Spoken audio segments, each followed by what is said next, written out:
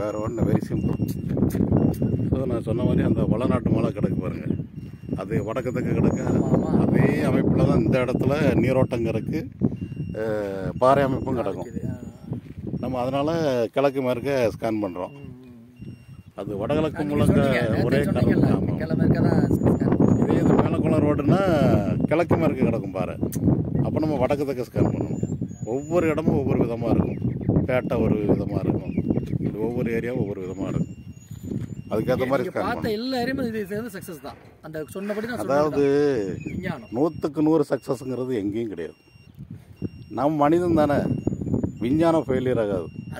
அதை அடாப்ட் பண்ணக்கூடிய மனிதன் முழு கவனம் வச்சு நான் அதை பார்க்கணும். இல்லை என்னுடைய கவனக்குறைவால் தவறு நடக்கும். அது நடக்காமல் பார்த்துக்கணும், அவ்வளோதான். அனுபவம் இருக்குது, அதனால் ஃபெயிலியராக விட மாட்டேன். உள்ளது உள்ளபடி சொல்லிடுவேன்.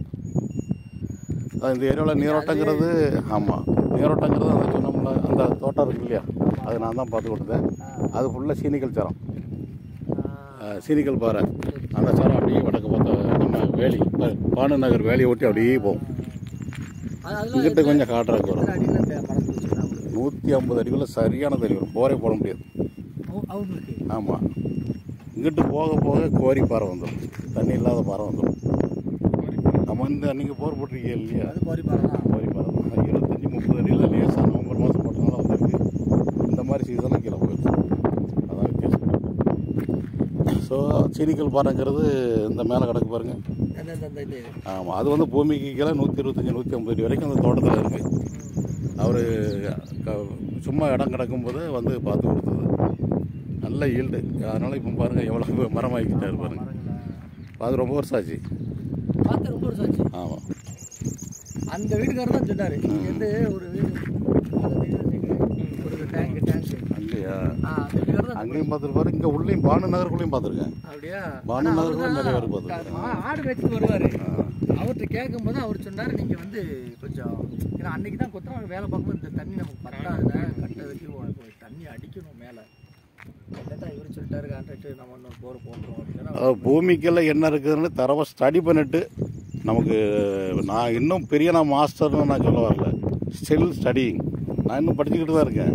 நான் பூமிக்கு கீழே உள்ளதை நுணுக்கமாக கண்டறியதுக்கு உண்டான டெக்னாலஜி இன்னும் வரல. என்னுடைய படிப்பு அனுபவத்தை வச்சு நான் சொல்லி இது பண்ணிட்டு வரேன். இப்போ முன்னாடி எலக்ட்ரிக்கல் ரெசிஸ்டிவிட்டி சர்வே, இப்போ இந்த ஜியோ மேக்னட்டிக் ஸ்கேனிங். இன்னும் என்ன டெக்னாலஜி வருதோ, எது பெஸ்ட்டோ அதை நான் அடாப்ட் பண்ணிக்கிடுவேன்.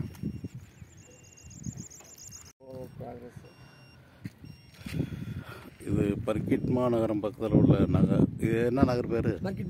பர்கிட். ஆமாம், சரியா. இது ஒரு வளர்ந்து ஒரு வீட்டு மனை பகுதி. ஃபஸ்ட்டு ஸ்கேன் எடுத்துட்டேன். அதில் 2 இடம் அடையாளம் வச்சுருக்கேன். ரொம்ப ரொம்ப சுமாரான பாயிண்ட், 2 பாயிண்ட்டு. கீழே ஃபுல்லாக கருங்கல், அதாவது சார்னகேட்டுங்கிற இந்த புளு மெட்டல் ட்ராக்கு தான் கீழே இருக்குது. குவாட் சைட்டுங்கிறது இந்த இடத்துக்கு மேற்க தான் உண்டு. அந்த அம்சம் அந்த தோட்டத்தில் உண்டு. அது பல ஆண்டுகளாச்சு நான் பார்த்து கொடுத்த பாயிண்ட் அது. இது ஃபுல்லாக சார்னகேட்டுங்கிற புளு மெட்டல் ட்ராக்கு தான் கீழே வருது.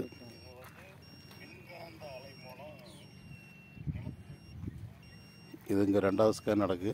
24 மீட்டர் லென்த்து, 125 மீட்டர் டெப்த்து.